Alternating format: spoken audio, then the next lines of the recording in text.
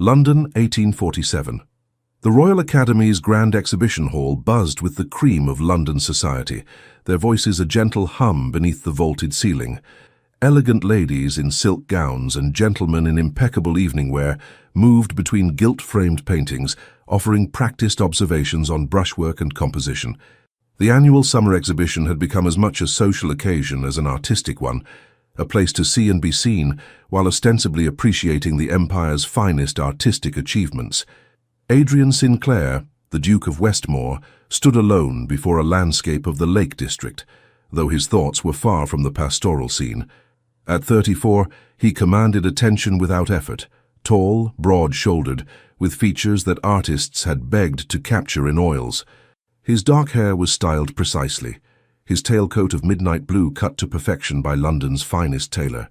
Society papers called him London's most eligible bachelor. Whispers among debutantes named him unattainable. A magnificent Turner, wouldn't you say, Your Grace? Adrian turned to find Lord Bedford at his elbow, a man whose company he tolerated primarily for business connections. Indeed, his understanding of light remains unparalleled. Speaking of light, have you been introduced to my niece? Bedford gestured to a young woman hovering nearby, her expression hopeful. Miss Eleanor Bedford, just arrived from Hampshire for her first season. Adrian suppressed a sigh. This was the 14th such introduction this month alone. Miss Bedford, he bowed with practiced courtesy, how do you find London thus far? The girl blushed, her reply lost in a flurry of nervous stammering. Adrian maintained his polite smile, asking appropriate questions about her journey and accommodations, while his mind wandered. After several minutes, he excused himself with impeccable manners that nonetheless made it clear the conversation was concluded. Your Grace, Lady Harrington intercepted him near a collection of miniatures. Her daughter, a pretty young woman in her second season, blushed furiously when Adrian bowed. Miss Harrington was just sharing her most insightful observation about Turner's technique. Do repeat it, dear. Miss Harrington's assessment of Turner was clearly rehearsed, but Adrian nodded appreciatively. A thoughtful analysis, Miss Harrington. You have a discerning eye. The conversation continued as it always did. Pleasantries exchanged, subtle matrimonial hints offered, and Adrian's practiced courtesies forming an invisible barrier. 5 London seasons had passed with Adrian maintaining this dance, never allowing any woman close enough to breach the walls around his heart. His secretary, Mr. Phillips, had compiled a discreet list of suitable Duchess candidates at the insistence of Adrian's aunt, Lady Caroline. The list remained locked in Adrian's desk drawer, untouched. Lady Caroline's patience was wearing thin. The Westmore line cannot continue without an heir, she reminded him weakly. Your duty to your title cannot be ignored indefinitely. Duty. The word had become a millstone around Adrian's neck. His thoughts were interrupted by a curious shift in the room's energy. Conversations faltered, heads turned, a ripple of whispers spread across the gallery, until the crowd parted. She appeared like an apparition in dove-grey silk, Lady Catherine Fairfax, the widow who had vanished from society 5 years ago. The moment froze in Adrian's mind, her gloved hand resting lightly on her companion's arm, her copper hair arranged in an elegant coiffure beneath a modest hat adorned with a single pearl pin. She was thinner than he remembered, her face more angular, yet somehow more beautiful, a beauty forged through suffering. Adrian's practiced composure cracked. The glass of champagne in his hand trembled slightly, as memories flooded back. Catherine at 18, laughing in a Hampshire garden. Catherine at 19, tears streaming down her face as she told him she was to marry Lord Edmund Fairfax. Catherine at 20, a distant figure in a church speaking vows to another man. Excuse me, he murmured to Lady Harrington, who followed his gaze and gasped softly. Is that... Well, I never. Lady Fairfax has returned. How peculiar. After all this time and those rumours. Her voice dropped to a scandalized whisper. They say her husband's death was most suspicious. A healthy man, gone suddenly in the night, and she inheriting everything. Adrian's jaw tightened. If you'll excuse me, Lady Harrington. He moved through the crowd with purpose, ignoring greetings from acquaintances. Catherine stood before a portrait of a nobleman, her profile illuminated by gaslight. Her companion, an older woman Adrian recognized as her aunt Lady Beatrice Holloway, noticed him first. Your Grace, Lady Beatrice curtsied, her shrewd eyes assessing him. What a pleasant surprise. Catherine turned, and for a moment her carefully composed expression faltered. Something flashed in her eyes, recognition, pain, perhaps both, before the mask of polite society returned. "Your Grace," she said, her voice softer than he remembered. "How unexpected." "Lady Fairfax," Adrian replied, the formal title bitter on his tongue. "Indeed unexpected. 5 years is a considerable absence." Catherine's lips curved in what society would accept as a smile, though it did not reach her eyes. "The countryside offers comforts London cannot, though I see the capital has continued splendidly without my presence." Her aunt looked between them, sensing the undercurrent. "I believe Lord Spencer is signalling me. If you'll excuse me for a moment." Left alone in the crowd, Catherine and Adrian faced each other, 5 years of distance and a lifetime of regret between them. "You look well, Catherine," Adrian said, his voice lowered. "As do you, Your Grace." "Adrian," he corrected. "We once spoke without titles." That was before. Her gaze dropped to the exhibition catalogue she clutched too tightly. "Times change. People change. Not all people. Not in all ways." Adrian stepped closer, close enough to catch the scent of lilies that had always been her preference. "Why have you returned now?" "My period of mourning has ended. Aunt Beatrice believes it's time I rejoin society." Her words were measured, rehearsed. 3 years of official mourning for Lord Fairfax ended 2 years ago, Adrian observed. "Yet you remained hidden at Lakefield Cottage." Catherine's eyes flashed. "You've kept informed of my whereabouts." "I would have called upon you," Adrian said, "had I thought myself welcome." Around them the exhibition continued, but Adrian was acutely aware of surreptitious glances cast their way. Society matrons leaned toward each other, whispering behind fans. Catherine noticed too, straightening her shoulders. "I should find my aunt." "Will you be attending the Pembroke ball tomorrow evening?" Adrian asked quickly. Catherine hesitated. "I had not planned to." "Then reconsider." Adrian's voice held an intensity that surprised even him. "London has been incomplete in your absence." Before she could respond, Lady Winchester approached, her curiosity barely concealed beneath her cordial greeting. Catherine used the interruption to step away, rejoining her aunt across the gallery. Adrian watched her go, aware that several pairs of eyes observed his attention to the returned widow. Already he could imagine tomorrow's gossip. The Duke of Westmore, London's most sought-after bachelor, pursuing a widow shrouded in scandal. By evening's end, Adrian had made little effort to dispel such notions. When Catherine departed, he found himself near the entrance, their paths crossing once more. "Lady Fairfax," he bowed. "Until we meet again." Catherine regarded him with guarded eyes. "Perhaps." As she descended the steps to her waiting carriage, Adrian moved closer, speaking so only she could hear. "I waited for you." Catherine froze momentarily, then turned with a pained smile. "You waited, but very well accompanied, from what I gather." The carriage door closed and Adrian stood alone on the steps, watching as the woman who had haunted his dreams for 5 years disappeared once more into the London fog. That night in his study at Westmore House, Adrian poured a glass of brandy and stared into the fire. His butler, Harrison, had served him faithfully for 20 years and knew when his master required solitude. "Will there be anything else, Your Grace?" "No, Harrison, thank you." When the door closed, Adrian loosened his cravat and leaned back in his chair. Catherine Fairfax, no, Catherine Fairchild, as he'd known her before her marriage, had returned to London. The revelation left him simultaneously elated and disturbed. 5 years since he had seen her last, at her husband's funeral. He had attended out of respect, standing at the back of the church, watching as Catherine, pale and composed in widow's black, received condolences with a dignity that broke his heart. He had approached, offered formal words of sympathy, and departed without any private exchange. What could he have said, after all? That he was sorry for the death of the man who had taken her from him? That he had never stopped loving her, even as she stood beside her husband's grave? Adrian drained his glass. Tomorrow, the Pembroke ball. If Catherine attended, a significant if, he acknowledged, it would signal her intent to fully rejoin society. And if she did not, would he pursue her anyway? Propriety be damned. The answer, he knew, had been decided 5 years ago. Catherine Fairfax sat at her dressing table as her lady's maid, Wilson, removed the pins from her hair. The modest townhouse on Grosvenor Square belonged to her aunt, Lady Holloway, who had offered it as sanctuary when Catherine decided to return to London. "You received considerable attention at the exhibition, my lady," Wilson observed, carefully brushing out Catherine's copper tresses, "particularly from His Grace, the Duke of Westmore." Catherine met her maid's eyes in the mirror.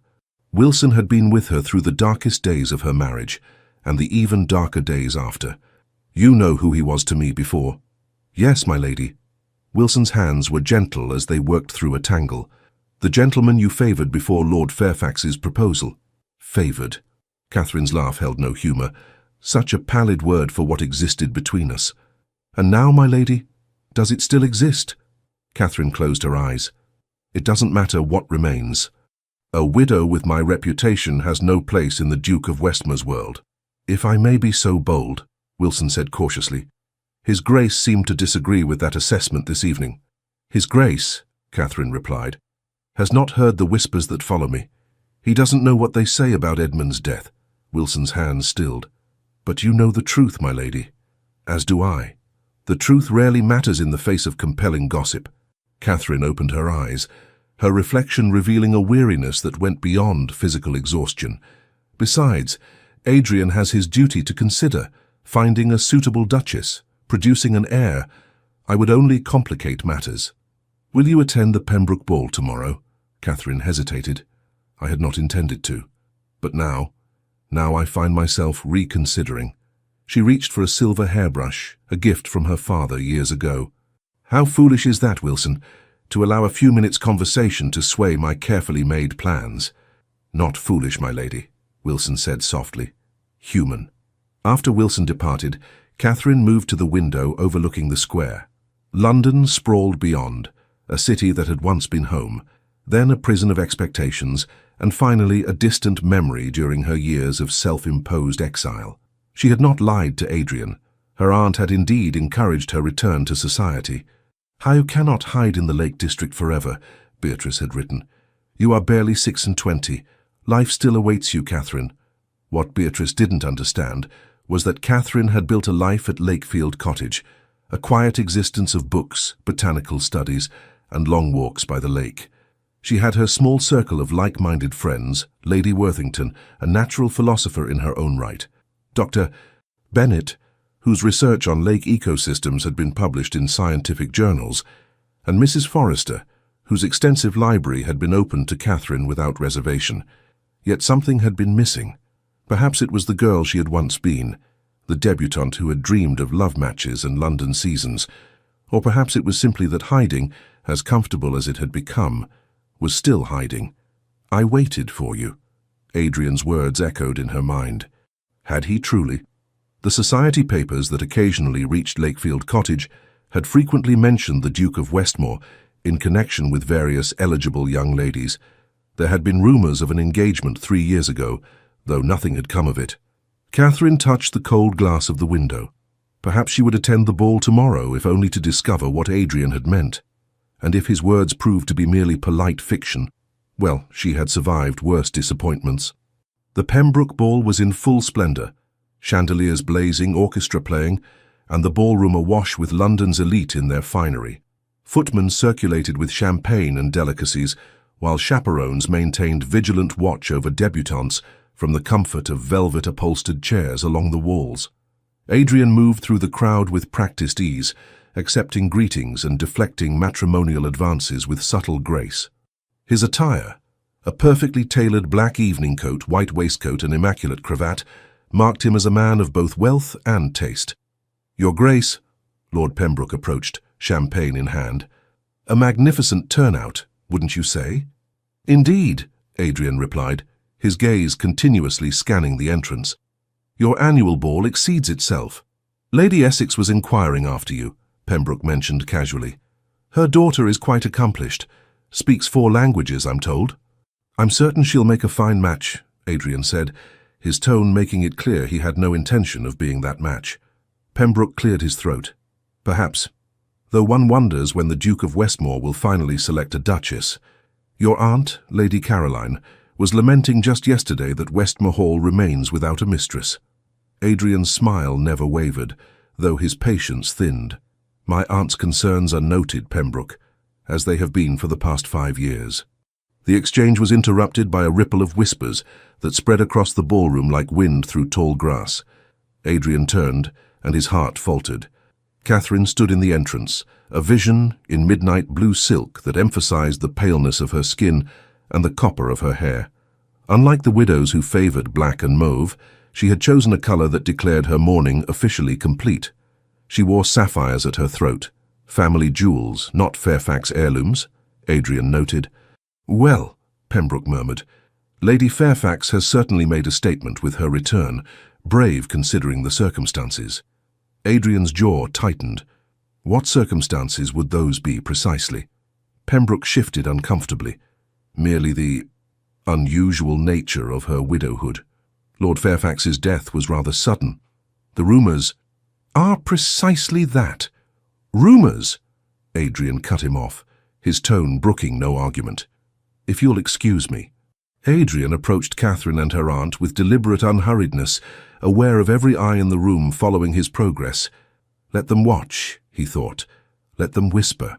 "Lady Fairfax," he bowed, "you honour the Pembrokes with your presence." Catherine's eyes met his, a flash of vulnerability quickly masked. "Your Grace, I reconsidered as you suggested. Might I request the honour of the next dance?" Lady Holloway raised an eyebrow, but remained silent. Catherine's hesitation was barely perceptible. "I'm not certain that would be wise." "Since when has wisdom dictated your choices, Catherine?" he asked, voice low enough for only her to hear. Her eyes widened slightly at the intimacy of his address.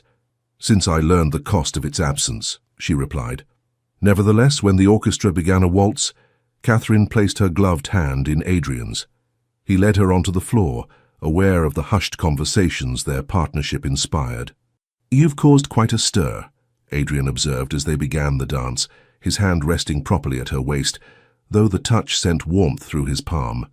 "I've grown accustomed to being the subject of speculation." Catherine maintained perfect form, her back straight, her steps precise. "Though I admit dancing with London's most eligible duke has heightened the interest considerably." "Let them talk," Adrian said. "They will regardless." The waltz brought them closer than propriety strictly allowed. Catherine's perfume, lilies and something uniquely her, clouded Adrian's senses. She had always moved with grace, but now there was a controlled dignity to her bearing that spoke of hard-won strength. "You dance as beautifully as ever," Adrian said. "Kind of you to say, though I've had little practice in recent years. The wildlife of the Lake District makes for poor partners." Adrian smiled at the glimpse of her dry humour, a part of Catherine he had feared lost forever. "Why did you ask me to reconsider attending tonight?" Catherine asked. "Because for 5 years I've attended these affairs imagining you might suddenly appear," Adrian admitted. "Now that you have returned, I find I cannot bear to wait another day to see you again." Catherine missed a step, recovering so quickly only Adrian noticed. "You speak dangerously, Your Grace." "Adrian," he corrected again. "And yes, perhaps I do. But 5 years of silence between us seems punishment enough for whatever sins we've committed." The music swelled around them as they turned. Catherine's expression remained carefully neutral, though her eyes betrayed her inner turmoil. "The rumours about Lord Fairfax's death," Adrian began carefully, "are not suitable topics for a ballroom," Catherine finished firmly, "nor any room in which we might find ourselves." "Catherine, please," she whispered, her composure threatening to crack. "Not here, not now." The dance ended, and Catherine stepped back, curtsying properly. Adrian bowed, reluctant to relinquish her company. As he escorted her from the floor, Lady Essex intercepted them, her daughter hovering nervously behind. "Lady Fairfax," she greeted with false warmth. "What a surprise to see you in society again. We had quite given up hope of your return." "Lady Essex," Catherine acknowledged. "Some journeys require time." "Indeed," Lady Essex smiled thinly. "And such interesting timing, your re-emergence, just as the statute of limitations for certain investigations expires." Adrian felt Catherine stiffen beside him. "Lady Essex," he intervened, his tone icy, "your daughter appears to be seeking your attention." When Lady Essex reluctantly departed, Catherine's face was pale. "I should not have come," she murmured. "Catherine." Adrian took her gloved hand. "Propriety be damned. Whatever shadows follow you, they cannot touch you while I'm near." She withdrew her hand gently. "That's precisely what I fear, Adrian, that they might touch you instead." Before he could respond, Catherine's aunt approached with Lord Hampton, an elderly gentleman known for his scientific interests rather than social ambitions. "Lady Fairfax," Lord Hampton bowed. "I was just telling Lady Holloway about my recent geological expedition to Cornwall. I understand you've developed an interest in natural sciences during your retirement." Catherine's expression softened genuinely for the first time that evening. "Indeed, Lord Hampton. My cottage borders Lake Windermere, which has provided ample opportunity to study freshwater ecology. Fascinating. I've long believed that our understanding of aquatic ecosystems is woefully inadequate." "Have you read Humboldt's latest work?" Adrian watched as Catherine engaged in conversation with Lord Hampton, her knowledge and passion evident. This was a Catherine he hadn't known, a woman who had built a life of substance during her years away from society's frivolities. "She's quite remarkable, isn't she?" Lady Holloway commented quietly at Adrian's side. Edmund tried to extinguish that fire in her, her curiosity, her intelligence. He nearly succeeded. Adrian tensed. Was he cruel to her? Lady Holloway's eyes were sharp. "Not in ways that left visible marks, Your Grace, but cruelty wears many disguises." The conversation left Adrian disturbed. As the evening progressed, he observed Catherine from a distance. She maintained perfect social form, yet he noticed how she gravitated toward guests with intellectual interests rather than social cachet. Lord Hampton introduced her to Professor Wallace from Oxford, whose conversation animated her far more than any society gossip. Later, as Catherine prepared to depart, Adrian found himself once more at her side. "Might I call upon you tomorrow?" he asked. "Perhaps we could visit the botanical gardens. Your interest in natural science would be well served." Catherine hesitated. "Adrian, a public venue," he assured her, "with your aunt as chaperone. Entirely proper." After a moment's consideration, Catherine nodded. 2 o'clock then. As her carriage departed, Adrian was approached by his closest friend, Lord Richard Huntington. "Westmore," Richard clapped him on the shoulder. "Playing with fire, aren't you? The mysterious widow Fairfax has quite the cloud hanging over her." "Speak plainly, Richard," Adrian said tersely. Richard lowered his voice. "They say Lord Fairfax's death was suspicious. A healthy man of 45 suddenly dead in his sleep, and the widow, barely 21 at the time, inheriting everything despite a marriage of less than 2 years. There were whispers of an investigation, though nothing came of it." "Nothing came of it because there was nothing to find," Adrian stated firmly. Richard studied him. "You know more than you're saying." "I know Catherine," Adrian replied, "and that is enough." Richard sighed. "Just be careful, old friend. The Tun has a long memory and sharp teeth. What is it about Lady Fairfax that has you throwing caution to the wind? You've never shown such interest in any of the perfectly suitable young ladies paraded before you." Adrian's gaze followed the path Catherine's carriage had taken. Because none of them were her. Catherine arrived at her aunt's townhouse, exhausted not from physical exertion, but from the constant vigilance required to navigate society's treacherous waters. As Wilson helped her prepare for bed, she related the evening's events. "Lady Essex was particularly venomous," Catherine said, wincing as a hairpin caught. "She all but accused me of murder before the entire ballroom." "That woman never forgave you for capturing Lord Fairfax's attention when she had hopes for her niece," Wilson replied. "And now she sees you capturing the Duke's attention as well." Catherine frowned at her reflection. "I'm not capturing anyone's attention, Wilson."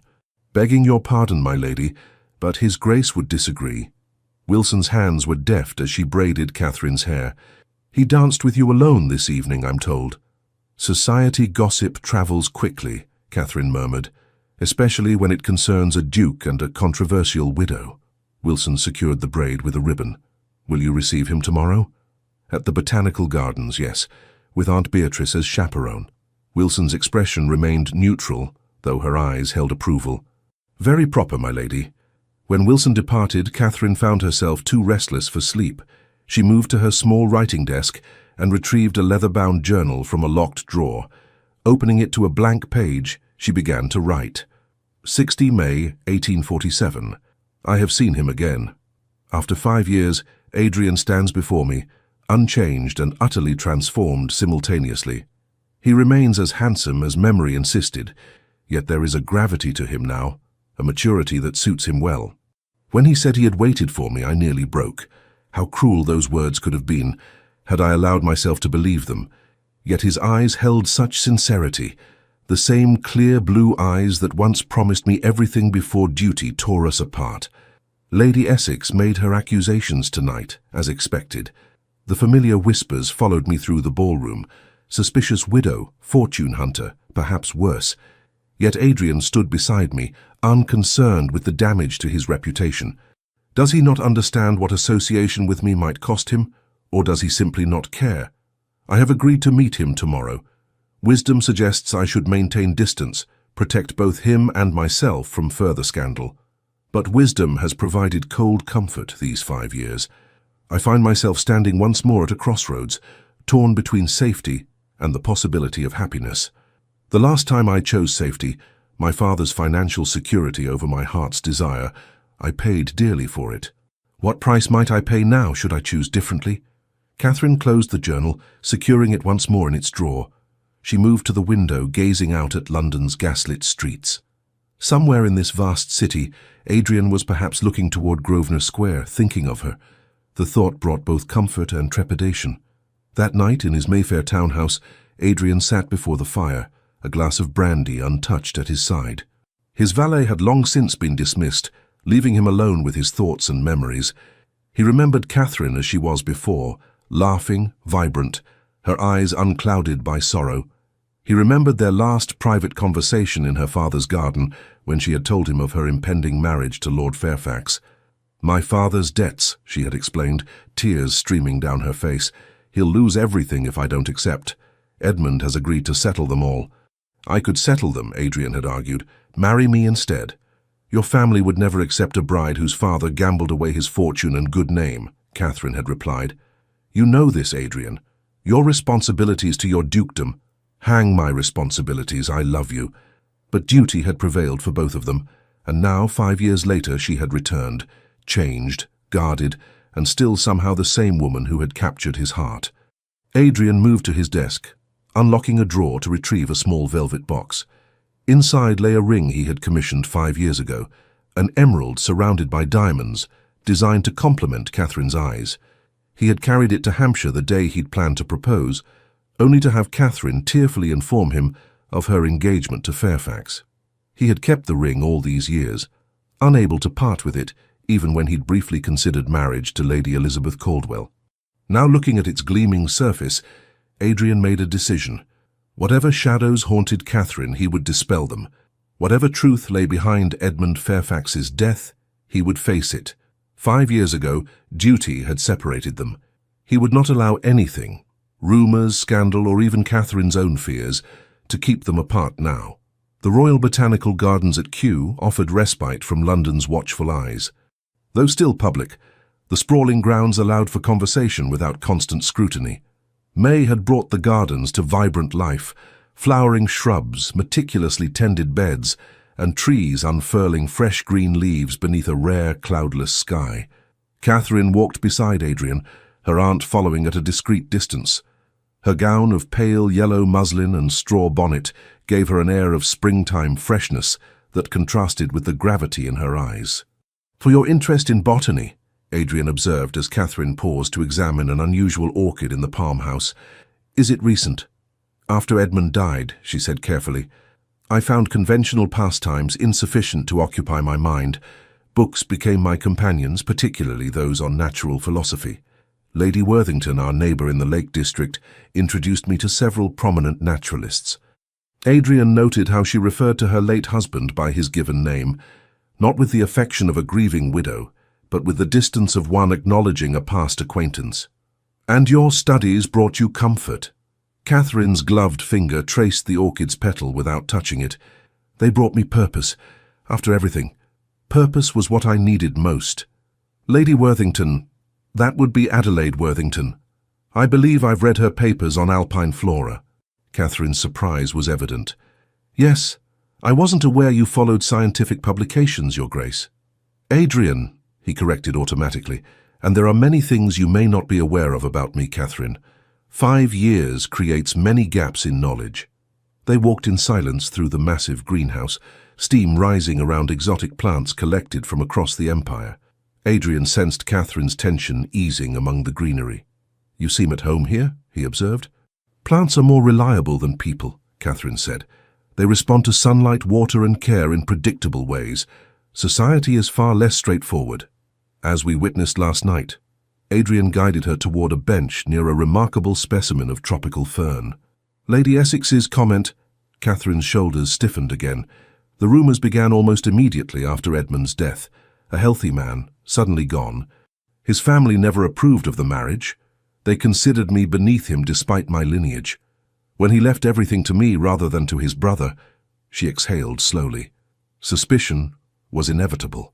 Were there formal accusations? Nothing that could be proven, she said, her voice steady but quiet.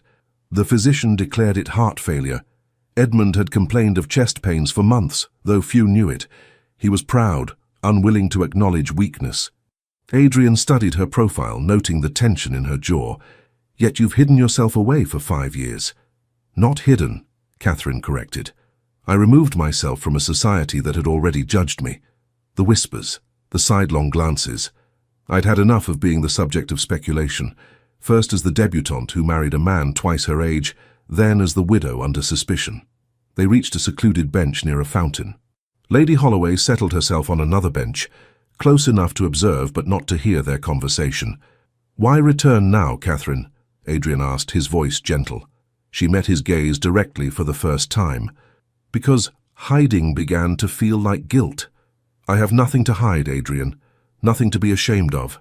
I never believed you did. No? Her smile was sad. Not even when I married Edmund, instead of waiting for you. The question hung between them, laden with unspoken history. I was angry, Adrian admitted, hurt. But I understood your father's situation forced your hand. Did you? Catherine's hands twisted in her lap. After I married, you never called, never wrote. Your husband made it clear my attention was unwelcome, Adrian said. He visited me personally to ensure I understood. Catherine's eyes widened. Edmund came to you. He never told me. No, I imagine he wouldn't have. What did he say to you? Adrian's expression darkened at the memory. He informed me that as your husband, he would not tolerate continued connection between us. He implied that any attempt to communicate with you would result in your being removed from London entirely. He couldn't have, Catherine began, then stopped. No, that's precisely what he would have done. He threatened similar measures when I expressed interest in attending scientific lectures. A silence fell between them, filled with the gentle splash of the fountain. He was not kind, was he? Adrian asked carefully. Catherine stared at the water. Edmund was exactly what he appeared to be, a man accustomed to acquiring possessions and displaying them. I was simply another acquisition. The implication in her carefully chosen words made Adrian's jaw tighten.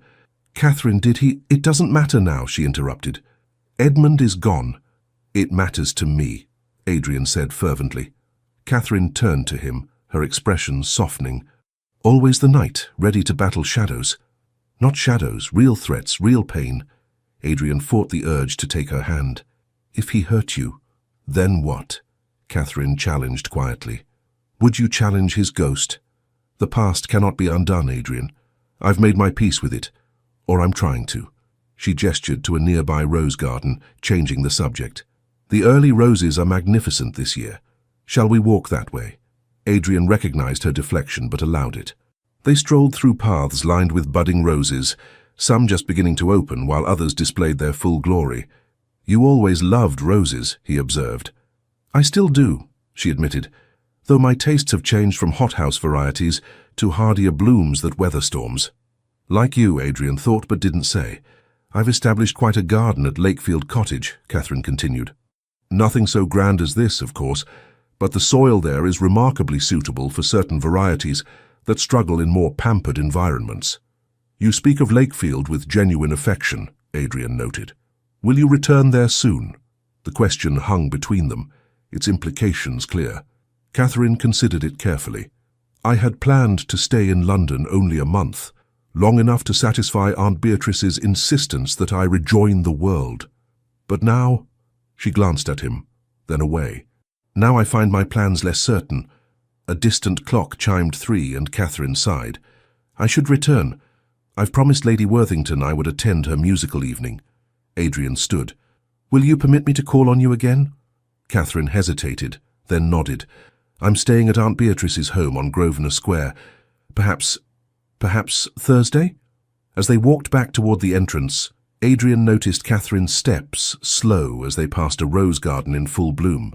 You always loved roses, he observed. I still do, she admitted, though my tastes have changed from hothouse varieties to hardier blooms that weather storms. Like you, Adrian thought, but didn't say. At the garden's entrance, where Catherine's carriage waited, Adrian bowed over her hand. Until Thursday, then. As the carriage pulled away, Adrian was left with more questions than answers, but also with growing resolve. Whatever demons haunted Catherine's past, he would not let them steal her future, their future if he had any say in the matter. That evening, Adrian found himself at his club, where Richard joined him at his secluded table. Your garden excursion with Lady Fairfax is already common knowledge, Richard remarked, signalling for brandy. Lady Essex is particularly vocal about your poor judgment. Lady Essex can occupy herself with her own affairs, Adrian replied curtly. Richard leaned forward. I've made some discreet inquiries about Lord Fairfax's death. Adrian stiffened. I didn't ask you to. No, but your interest in his widow made it prudent. Richard sipped his brandy. The official report states heart failure, as she told you, but I spoke with Sir William Hartley, who attended Fairfax in his final months. He confirmed Fairfax suffered from angina pectoris, severe enough that Hartley warned him to avoid exertion. Then why the suspicion around Catherine? Because, Richard said carefully, Fairfax died after a rather vigorous argument with his wife, according to his valet. An argument about financial matters, specifically Catherine's discovery that Fairfax had never actually paid her father's debts as promised. Adrian's hand tightened around his glass. What? Apparently, Lord Fairfax merely loaned Sir William Fairchild enough to keep his creditors at bay. When Sir William died 6 months into Catherine's marriage, Fairfax called in the loan, effectively claiming Fairchild's remaining estate. Catherine discovered this only after her father's death. The pieces began falling into place in Adrian's mind. So the argument was about her father's estate, yes, after which Fairfax retired, agitated, and never woke. Richard finished his brandy. The investigation was brief. Lady Fairfax had been seen dining with her husband, then retiring to her separate bedchamber hours before his death. The physician found no evidence of foul play. Then why did the rumours persist? Because Fairfax's brother stood to inherit had there been no will. But Fairfax had changed his will just months before, leaving everything to Catherine and cutting out his brother entirely. Richard shrugged. Motive enough for suspicion in society's eyes, though legally insufficient. Adrian sat back, processing this information. She never told me about her father's estate. Perhaps she thought it would reflect poorly on her, Richard suggested, or perhaps she simply wishes to leave the past buried. What of Fairfax's brother? Does he still promote these rumours? Viscount Redley? Richard raised an eyebrow. Continuously, though most have tired of his grievances. He still maintains that Catherine somehow influenced Fairfax to change his will, though he's careful never to make outright accusations of murder. And Lady Essex? Why her particular animosity? Her niece, Miss Caldwell, was once rumoured to be a potential match for Fairfax before Catherine caught his eye. Then, years later, the same niece was briefly engaged to you. Richard gave Adrian a pointed look. Some women hold grudges longer than most wars last. Later that night, Adrian paced his study, the conversation with Richard replaying in his mind. Catherine had married Edmund Fairfax to save her father, only to discover the sacrifice had been for nothing. The injustice of it burned in Adrian's chest. Thursday couldn't come soon enough. Catherine's return to Grosvenor Square was met with a letter waiting on the silver salver in the hall. The elegant script on the envelope was immediately recognizable. Lady Worthington's handwriting, she murmured, breaking the seal. Dearest Catherine, I have arrived in London earlier than anticipated and have taken rooms at Claridge's. My lecture at the Royal Society has been moved forward by 2 days, which leaves me at liberty tomorrow evening. Might I impose upon you for dinner? I am eager to hear how your reintroduction to society progresses, and I bring news from Lakefield that may interest you. Yours affectionately, Adelaide Worthington. Catherine smiled, genuine pleasure warming her. Adelaide Worthington had been her salvation in the Lake District, a widow of independent means who had transformed her grief into scholarly pursuit. At 52, Lady Worthington had published 3 scientific papers, maintained correspondence with naturalists across Europe, and utterly disregarded society's expectations of how a woman should occupy herself. "Wilson," Catherine called to her maid, "please send a note to Lady Worthington at Claridge's. She's to join us for dinner tomorrow." "Yes, my lady, and shall I inform cook there will be an additional guest?" "Please do, and have Simmons prepare the blue guest room. I'll not have her staying at a hotel when we have ample space here." As Wilson departed on her errands, Lady Holloway emerged from the drawing room. "I take it from your expression that the botanical excursion with His Grace was pleasant?" Catherine removed her gloves and bonnet. "It was illuminating. Illuminating enough to warrant a second meeting, I presume." "He's to call on Thursday." Catherine met her aunt's knowing gaze. "It's merely a continuation of our conversation." "Of course," Beatrice replied, her tone neutral though her eyes twinkled. "And will this conversation eventually address the fact that neither of you has forgotten the other in 5 years?" Catherine flushed. "Aunt Beatrice, my dear, I'm not criticizing. Quite the contrary. When Edmund died, I feared you might never allow yourself happiness again. The way he treated you." Her expression darkened momentarily before clearing. "Well, the past is past. But seeing you with Adrian Sinclair today reminded me of the girl you once were. Vibrant, hopeful." "Adrian and I have much between us," Catherine cautioned. "Not all of it pleasant. Life seldom offers perfect circumstances, Catherine. We must sometimes grasp happiness despite complications." Beatrice patted her niece's hand. "Now, tell me about Lady Worthington's letter." As Catherine related the contents, she felt a curious sense of worlds colliding, her peaceful existence at Lakefield intersecting with her complicated London past. Lady Worthington, who knew only the woman Catherine had become during her years of self-imposed exile, would now witness her navigation of society's treacherous waters, and on Thursday, Adrian would call again. These thoughts occupied Catherine as she prepared for bed, her journal open before her. 17 May 1847. Adelaide arrives tomorrow. A welcome connection to the life I built at Lakefield. I find myself wondering what she will make of London society and what it will make of her. She has little patience for pretense, which will either charm or appall the ton. Today with Adrian was both comfort and torment. To walk beside him again, to share thoughts and observations as we once did, it felt like recovering a piece of myself long missing. Yet the barriers between us remained substantial. He asked about Edmund, though not directly. How could I tell him the full truth? That my marriage was a prison of subtle cruelties and constant belittlement. That Edmund took pleasure in reminding me daily of my fortunate escape from financial ruin, a debt I was to repay through perfect obedience. And then to learn that Edmund had confronted Adrian, threatened to remove me from London if he attempted contact. The revelation should not surprise me. Yet it does. Even from the grave, Edmund's manipulations continue to unfold. Adrian has asked to call again on Thursday. Wisdom dictates I should discourage his attention, protect us both from the inevitable gossip and speculation. Lady Essex has already begun her campaign against me. Others will surely follow. Yet when he looks at me with those eyes that have haunted my dreams for 5 years, wisdom seems a cold companion indeed. Catherine closed her journal and extinguished her lamp. In the darkness, she allowed herself to remember Adrian as he had been today, attentive, compassionate, his concern for her evident in every glance. Whatever came next, she could no longer pretend indifference. The heart that she had believed safely buried beneath scholarly pursuits and quiet country life had reawakened.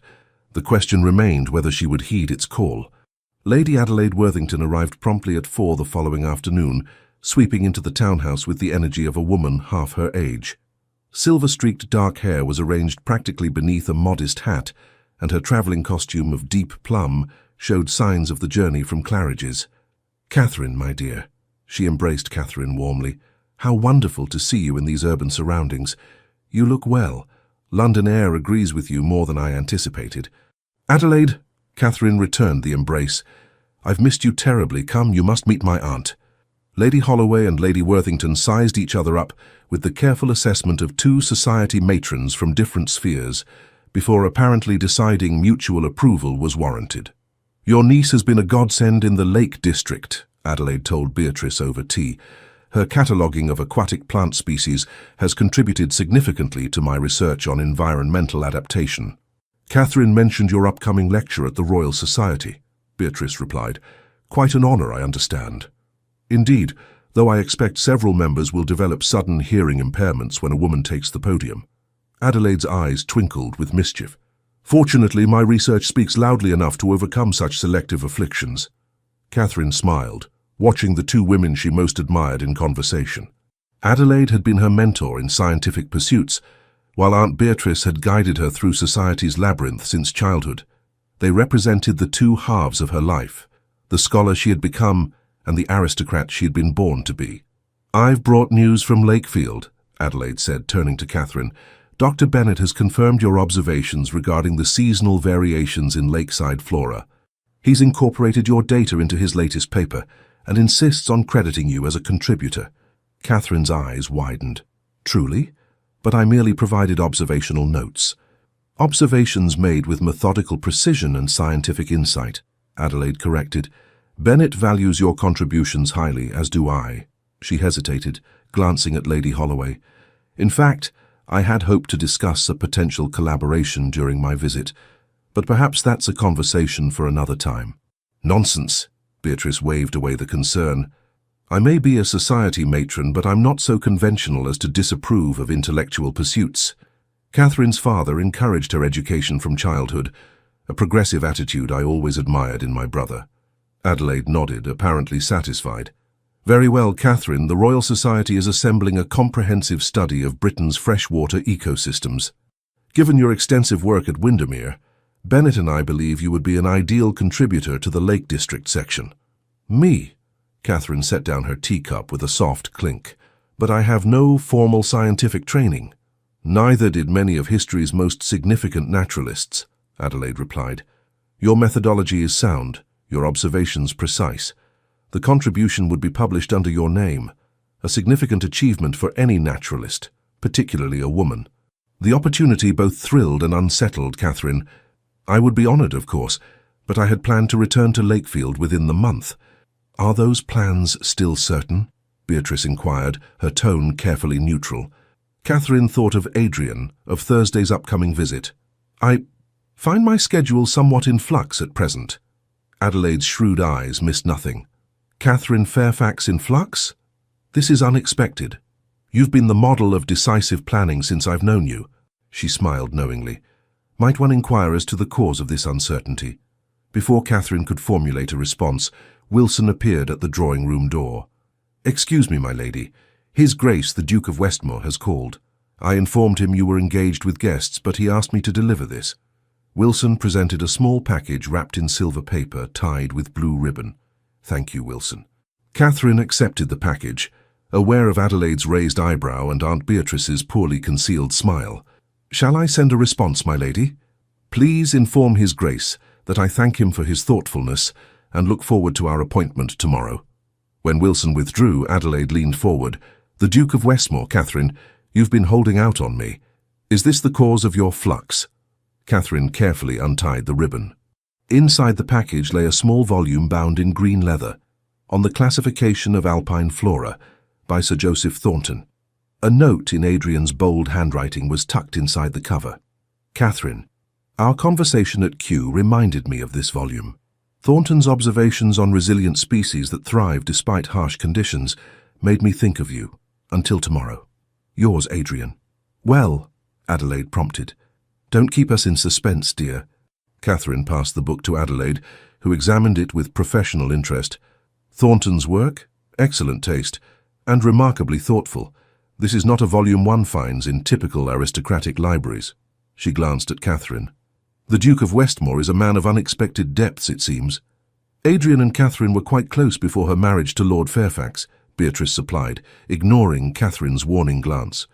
Their renewed acquaintance has been the talk of London this past week. Indeed, Adelaide's expression grew serious.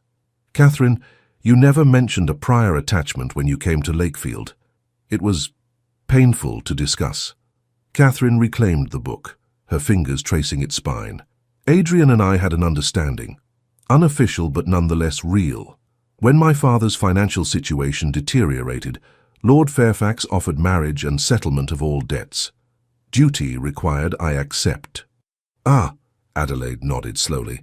And now as a widow of independent means you find yourself free to follow your heart rather than duty. It's not so simple, Catherine sighed. Society has a long memory, Adelaide.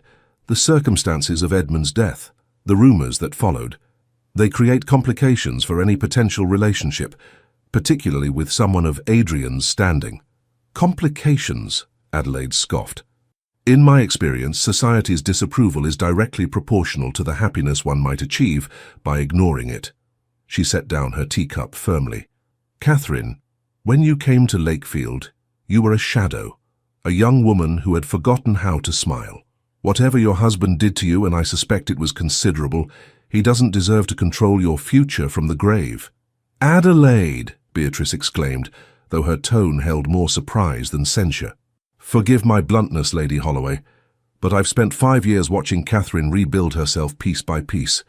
If this Duke represents a chance at genuine happiness, I'll not stand by while society's wagging tongues deprive her of it. Catherine felt tears threaten.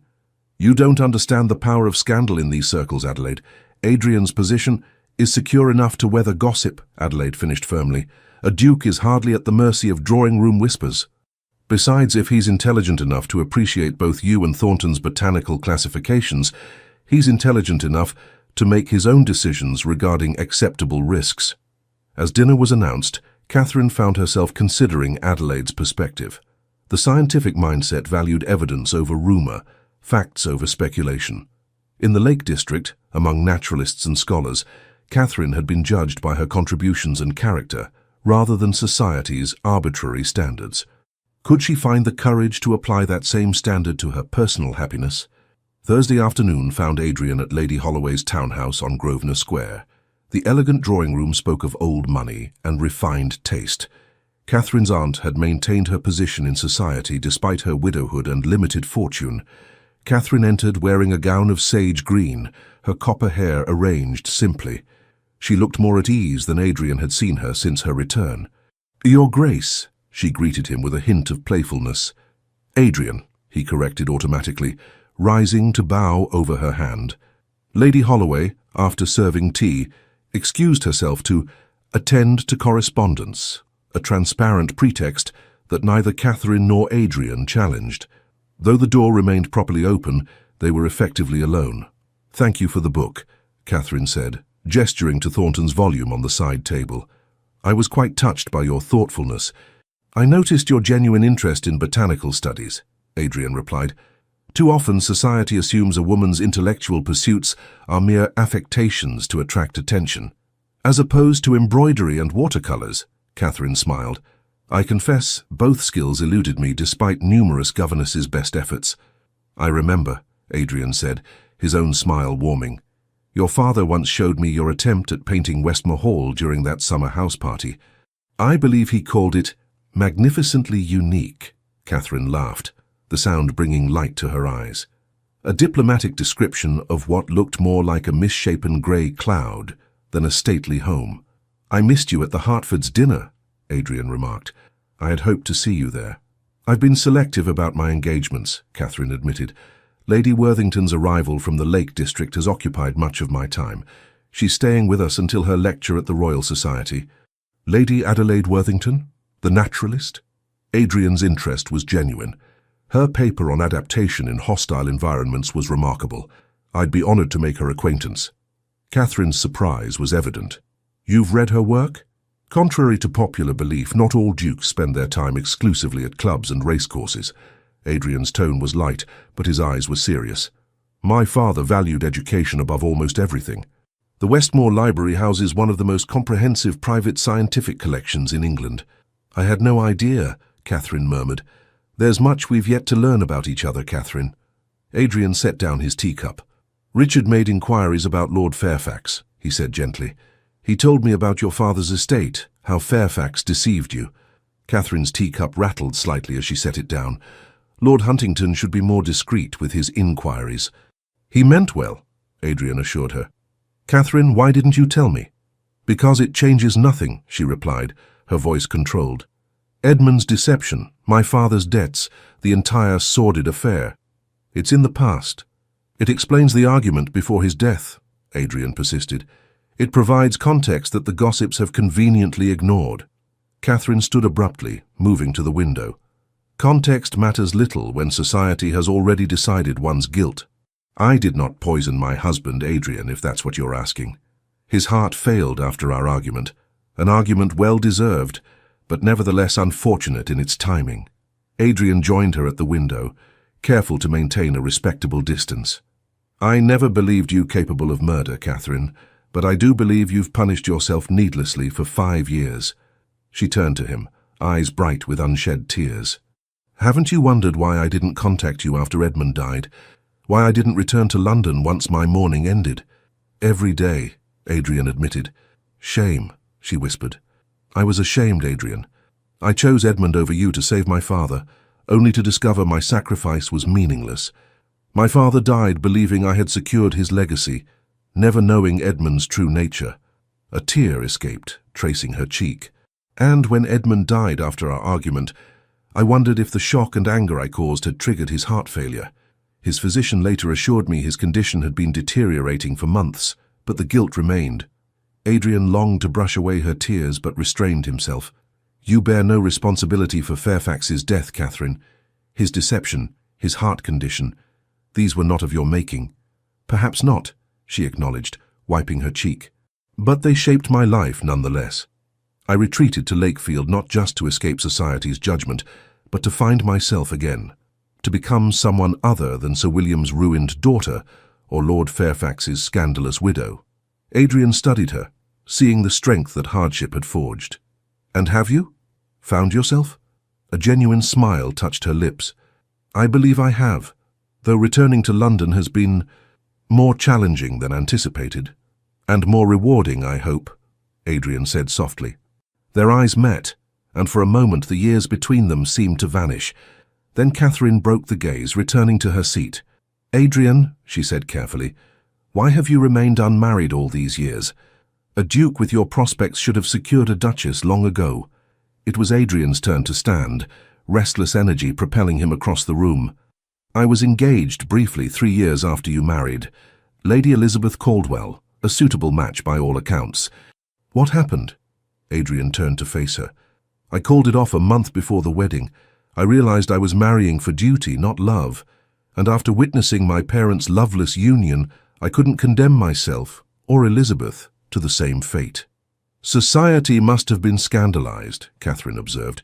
"Indeed, Lady Essex was particularly outraged on her niece's behalf." Adrian's smile was rueful. "Perhaps that explains her current animosity toward us both. Scandals united." Catherine laughed softly, the sound like music to Adrian's ears. "What a pair we make." "We could, you know," Adrian said, the words escaping before he could reconsider. "Make a pair." Catherine's laughter faded, her expression growing serious. "Adrian, hear me." He moved to kneel before her chair, propriety forgotten. 5 years ago, duty separated us. Your duty to your father, my duty to my title. We've both paid for that separation. You with a loveless marriage and undeserved shame, me with years of regret. Haven't we sacrificed enough to duty?" Catherine's hands trembled as she placed them in his. "Society would never accept us. The Duke of Westmore and the widow Fairfax? The scandal would follow us everywhere." "Let it," Adrian said fiercely. "I've spent years playing society's games, maintaining appearances. For what? An empty house and a cold bed? Catherine, when I saw you at the exhibition, it was as if time had stopped and started again. Everything between, the years, the pain, was just prologue." Tears filled Catherine's eyes. "You cannot know what you're asking. The whispers will follow us. Your family." "My family has no say in whom I marry," Adrian stated firmly. My aunt may disapprove, but she has no power over Westmore affairs. As for whispers, let them whisper. We'll be too busy living to notice." Catherine stood suddenly, pulling Adrian to his feet. "You make it sound so simple." "It can be," Adrian insisted. "Catherine, I've loved you since we were hardly more than children. I loved you when duty forced you to marry another. I loved you when I believed I'd never see you again. I love you still." Catherine touched his cheek, her fingers gentle. "And I have loved you, Adrian. Through everything. I never stopped." The confession hung between them like a fragile, precious thing. Adrian leaned forward slowly, giving her time to retreat. Instead, Catherine met him halfway, their lips touching in a kiss that spoke of years of waiting, of longing finally fulfilled. When they parted, Catherine's expression was resolute. "If we do this, we face the consequences together. All of them. The gossip, the whispers, the social battles. I won't have you fighting my battles alone." "Partners, then," Adrian agreed. "In everything." A throat cleared from the doorway. Lady Holloway stood there, eyebrow raised but eyes twinkling. "I see my correspondence took precisely the right amount of time. Shall I assume congratulations are in order?" Catherine looked to Adrian, then nodded, a smile breaking across her face like sunrise. "Yes, Aunt, I believe they are." "Excellent." Lady Holloway entered the room fully. "Then perhaps it's time His Grace met your other champion." At Catherine's puzzled expression, Lady Holloway gestured to the doorway where Lady Worthington appeared. "Your aunt thought I might be needed to provide scientific perspective on the benefits of shared happiness," Adelaide explained, her eyes twinkling. "Though I see my expertise is unnecessary, your mutual hypothesis appears to have reached a satisfactory conclusion already." Adrian laughed, bowing to the older woman. "Lady Worthington, I presume. I've admired your work on adaptive species immensely." "Have you indeed?" Adelaide assessed him with frank appraisal. "How refreshing to meet a peer who reads beyond the sporting pages. Catherine, I approve entirely." "I hadn't realized approval was being sought, Adelaide," Catherine replied, though her smile remained. "Of course it was, my dear. Why else invite both your aunt and your mentor to witness this pivotal experiment?" Adelaide's gaze softened. "Though I confess the results were never truly in doubt. I've watched you transcribe his name in the margins of your botanical journals for 5 years. Catherine flushed. "Adelaide!" "Oh, come now. Scientific observation requires honesty." She turned to Adrian. "Your Grace, I must warn you. Catherine approaches life with the same precision she applies to her studies. Expect meticulous attention to detail in all matters." "I wouldn't have it any other way," Adrian replied, his eyes never leaving Catherine's face. The coming days would bring challenges, Adrian knew. Society would buzz with speculation, his aunt would lecture on duty and lineage, and Catherine would face renewed scrutiny. But looking at her now, eyes bright with happiness, copper hair catching afternoon light, Adrian couldn't bring himself to care about any of it. They had wasted 5 years to duty. He wouldn't waste another moment. The following weeks passed in a whirlwind of carefully planned appearances. Adrian and Catherine were seen together at exhibitions, in the park, at select social gatherings. Lady Essex and her circle maintained their distance, but others, sensing which way the wind blew, began to welcome Catherine back into the fold. Lord Richard Huntington became Catherine's unexpected champion, using his considerable social influence to counter the worst of the gossip. Lady Worthington, extending her London stay, added her respected voice to Catherine's defence. "Scientific minds evaluate evidence, not hearsay," she declared at a literary salon, effectively silencing Lady Essex's insinuations. "And the evidence of Lady Fairfax's character is unimpeachable." Viscount Redley, Edmund Fairfax's brother, proved more difficult to manage. At White's Club, he confronted Adrian directly. "So you intend to marry my brother's widow?" he said, his voice carrying deliberately. "Tell me, Westmore, does it trouble you to wonder how she managed his convenient demise?" The club fell silent. Adrian regarded Redley coldly. "What troubles me, Viscount, is how readily some men reveal their lack of character through baseless accusations." "Baseless?" Redley scoffed. "A healthy man dead after an argument with his wife, a wife who inherits everything at the expense of family. The circumstances speak for themselves."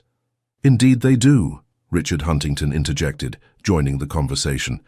particularly when one considers the physician's report detailing Lord Fairfax's chronic heart condition, a report conveniently ignored by those with financial motives to dispute his will. Redley flushed.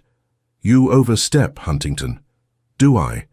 Richard smiled thinly. "Sir William Hartley has agreed to provide a sworn statement regarding Lord Fairfax's health in the months preceding his death. Would you care to have your insinuations tested in court, Viscount? I'm certain Lady Fairfax would welcome the opportunity to clear her name definitively. The threat of legal action, and the public airing of Fairfax family business it would entail, effectively silenced Redley. He retreated, though his resentment remained evident. "That was well handled," Adrian told Richard later, "though I'd have preferred to call him out myself, and deprive me of the satisfaction." Richard grinned.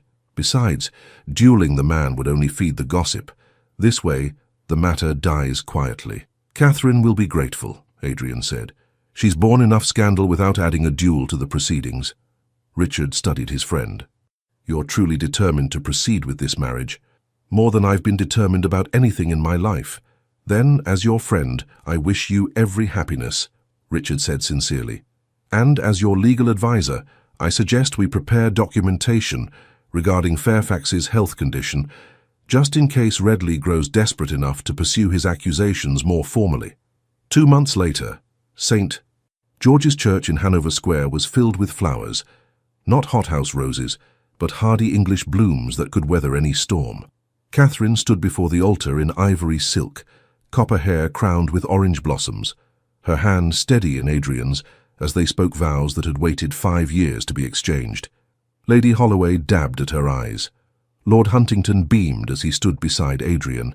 Even Lady Essex had accepted the invitation, though her smile remained thin. "I, Catherine, take thee, Adrian," her voice rang clear through the church.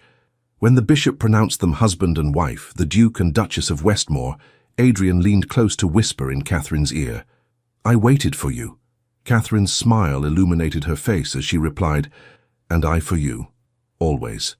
In the carriage afterward, as they rode toward the wedding breakfast at Adrian's, now their Mayfair home, Catherine nestled against her husband's side.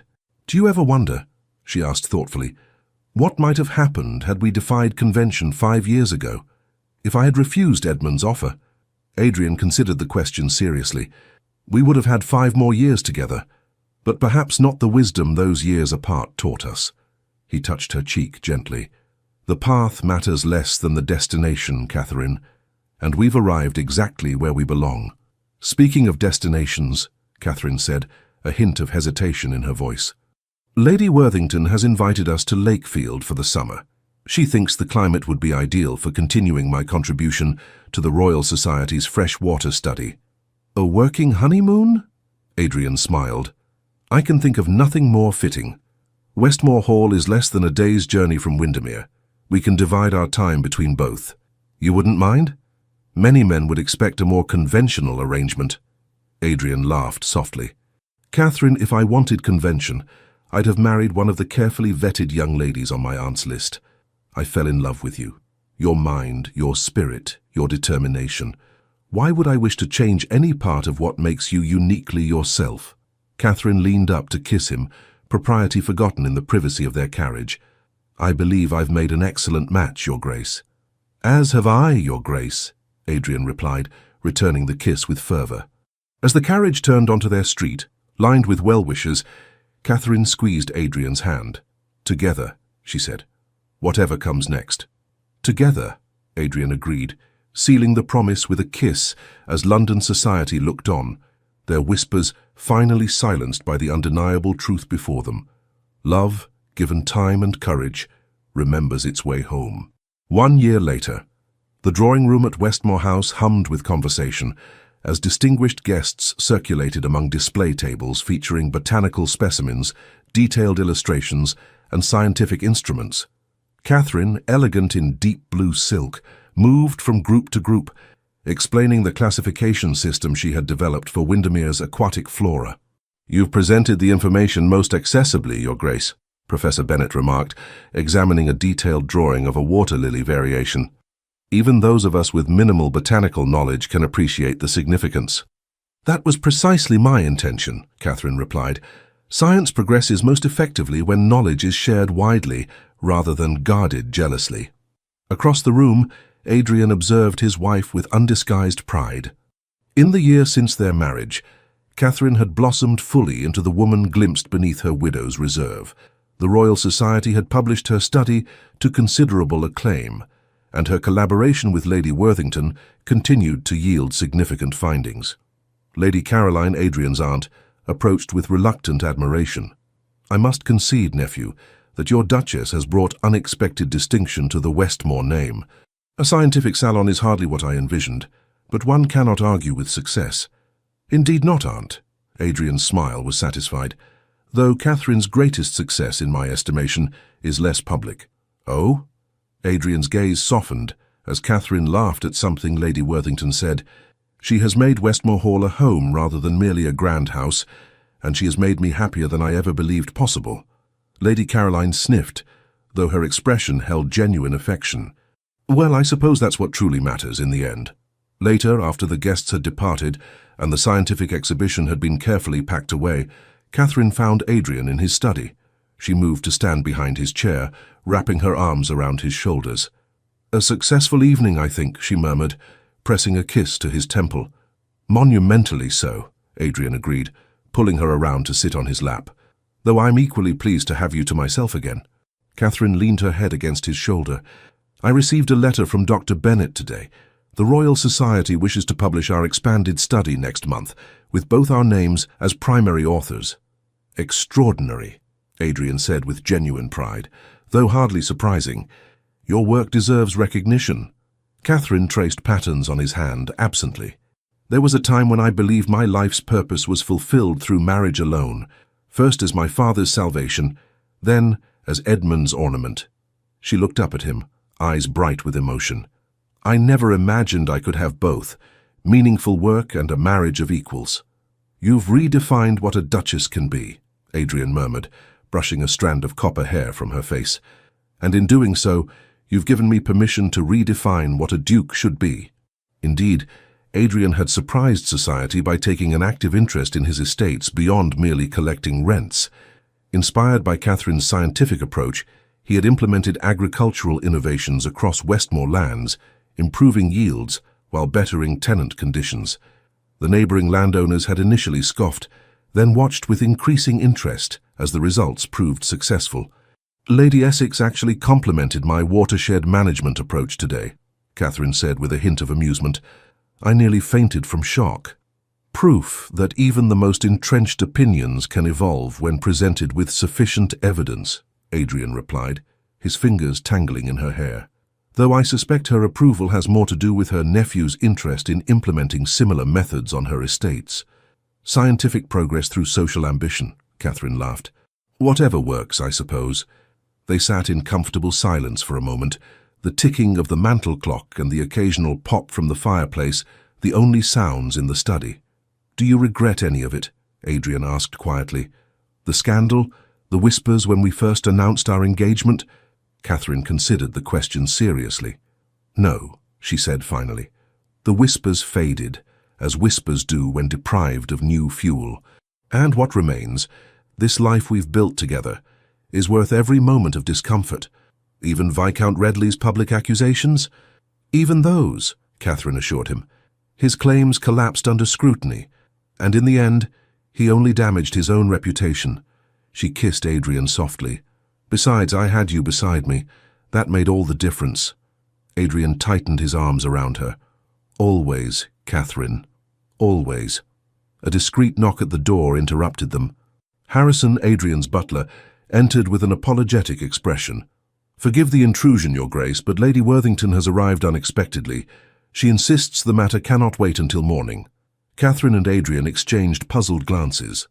Adelaide Worthington was not given to dramatic entrances without cause. "Show her in, Harrison," Adrian instructed, helping Catherine to her feet. Lady Worthington swept into the study moments later, still in her travelling clothes, her eyes bright with excitement. "Forgive the late hour, but this couldn't possibly wait. Catherine, my dear, the most extraordinary news." She thrust a letter into Catherine's hands. "From Professor Linnaeus in Uppsala.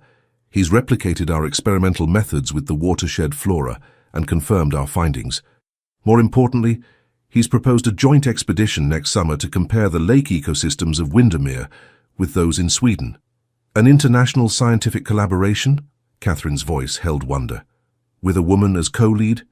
2 women, Adelaide corrected triumphantly. Linnaeus specifically requests both of us. It's unprecedented. Adrian watched his wife's face illuminate with joy and knew what his response must be before she even turned to him with questioning eyes.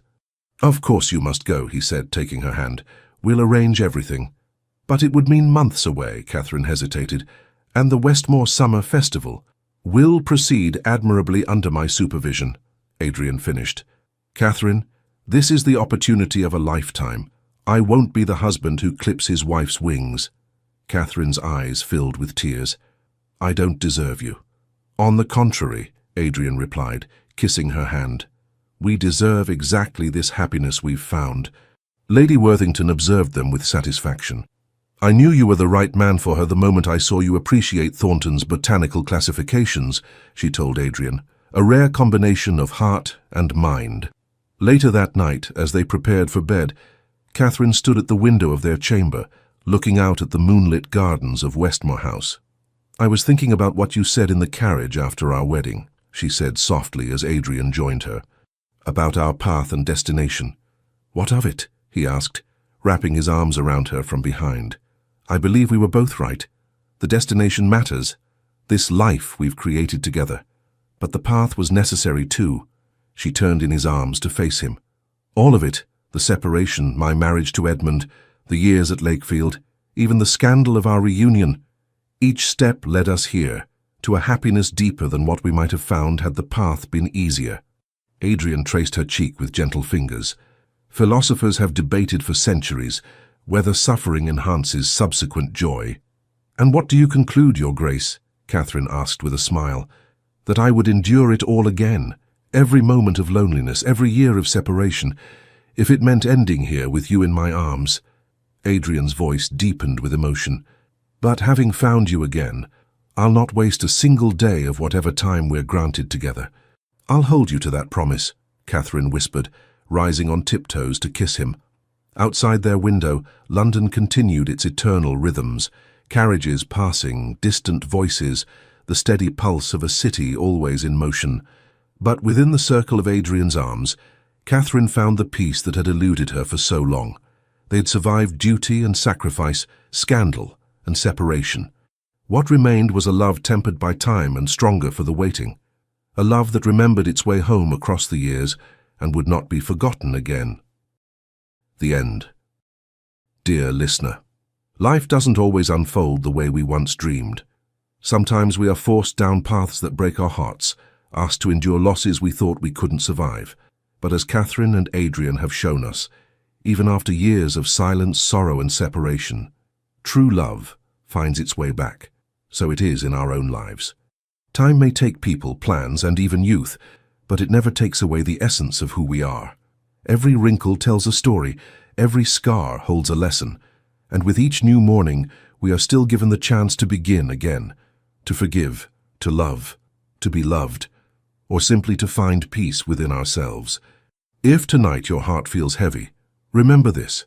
Just as Catherine endured the whispers and Adrian defied the world for love, you too carry a quiet strength that no one sees, a strength that has brought you this far and will carry you further still. Close your eyes tonight knowing that everything you've lived has made you wiser, kinder, and braver. And where there is love, truth, or even gentle longing, there is also protection, light, and a deep sense of purpose. You are not alone. You never were. With all our heartfelt gratitude, the Legends of the Fall Team. Thank you for staying with us until the end of this unforgettable journey. If this story touched your heart, we kindly invite you to like the video, leave a thoughtful comment, share it with others who love powerful love stories, and subscribe to our channel. Your support truly means the world to us. From the bottom of our hearts, thank you for helping us stay inspired to continue creating more stories filled with love, redemption, and breathtaking twists. At the end of this video, you'll see a suggestion for another story from our channel. Click and be surprised by more emotional tales just like this one. Let yourself be carried away once more with all our heartfelt gratitude. The Legends of the Fall Team.